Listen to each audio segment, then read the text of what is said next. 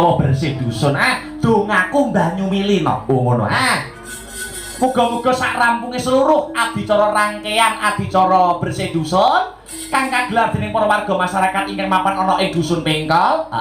Dusun Pengkol dadi dusun sing baldatun thayyibatun warupun ghafur. Gemah ripah lojinawi karta tata turaharja murah sandang kelawan pangan cinaketa ing kamulyan tinebena saka bencana alam.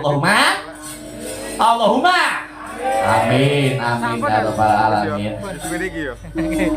Soalnya miring. Akar buka apa bingung. Ya, ini kan Mas Chandra, kelangan dengar. Ini seleksi kaget. Tatas nyowen.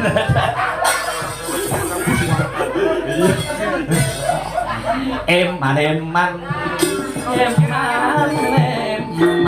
yuk.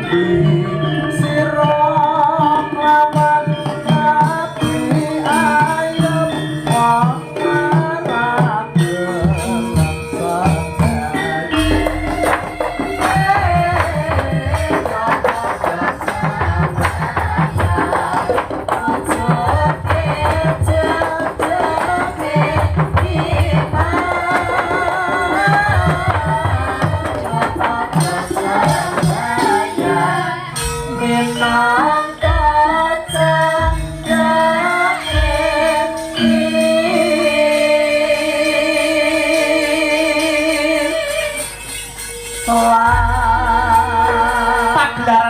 hari ini juga disiarkan langsung lumantar channel YouTube ya kuwi Asta Brata Media. Oh, Asta Brata Media. Dadi sing kepareng mirsani, heeh, ora mung penonton kang mapan ana ing lokasi utawa TKP. Oh, ngono. Ning kepara dipirsani para sutresna budaya, pecinta wayang kulit utamane ya kuwi pengikut setia Sanggar Seni Asta Brata kabeh melu mirsani uyung-uyung anyang kuyung jurung donga kanggo perwarga masyarakat ingkang lenggah ana ing dusun Pingkol kang wis kasembadan ngadani adicara bersih dusun no. Oh ngono ya, Mak. Iya, mau uga kaya adat saben, mau awan wis kagelar wayang kulit. Oh ngono. Saka adik-adik dalang Sanggar Seni Tunjung Seta yen ora kleru. Mau awan wayangane wis dadi adat istiadat nek kene iki wayangane awan bengi. Awan bengi pedotan no. Oh iya.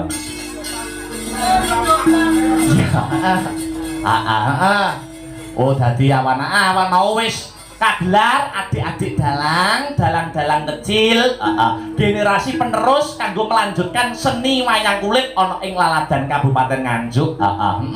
Akeh ya, Mak, akeh adik-adik dalang sak ngisorku sing umure, sak ngisorku sing semangat dalam nguri-uri kang sarta murid-murid budaya, utamane gelem nyinaoni babagan ilmu pedalangan. Ngono.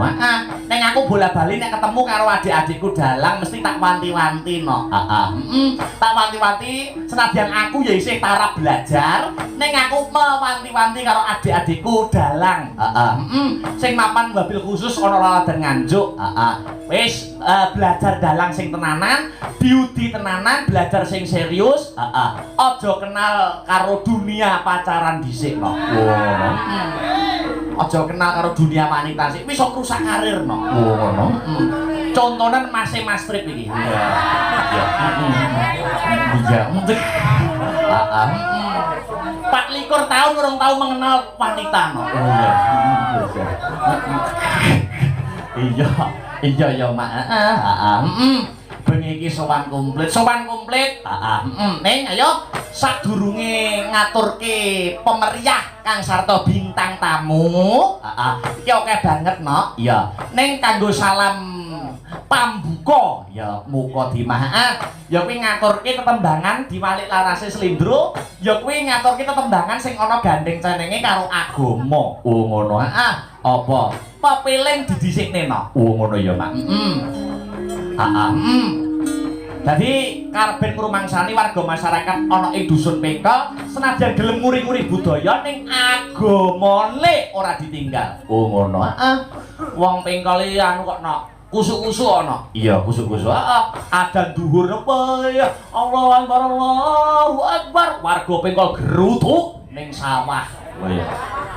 Ning masjid. Lah ya mesti ngampiri kancane ning sawah dijak ning masjid salat jamaah. Oh iya. Iya. Dibawani ya. Dandang gula karya besar Ki Haji Anom Surata. Iya.